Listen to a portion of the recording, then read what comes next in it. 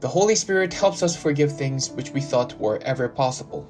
When we struggle to forgive others and even ourselves, the Holy Spirit helps us to do so and heals the sickness of our hearts and trauma, which is derived from the unforgiveness we so often practice. I was once bullied by my boss. When I spoke up, he scolded me for speaking up. When I stayed silent, the same scolding happened. The boss tormented me with his words every single day.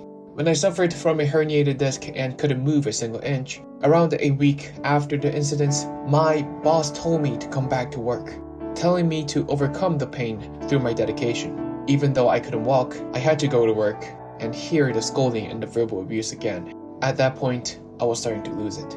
A few years later, I left that job. However, the anxiety did not go away.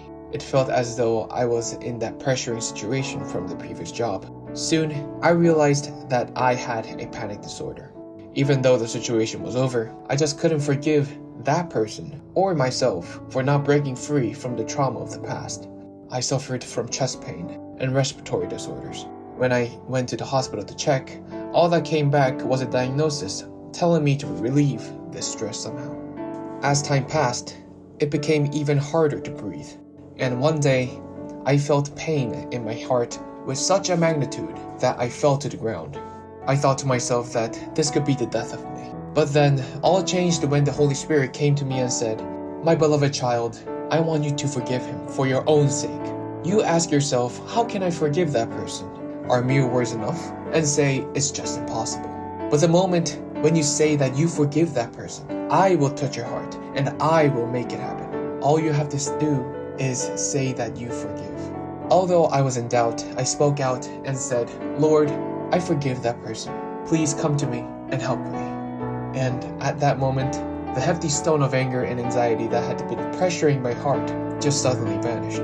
My heart became light as a feather, and there was no room for hatred for that person or me, but only peace. It is written in John 8 verse 11, "She said, 'No one, Lord.' And Jesus said, 'Neither do I condemn you. Go, and from now on, sin no more.'" If you are in pain or suffering from sin, just say these very words. "Jesus, please save me and forgive me, and make me a person who forgives others, just as you have done." When you say this, you will be saved from your burdens, and your heart will be healed and set free. Jesus is waiting for you.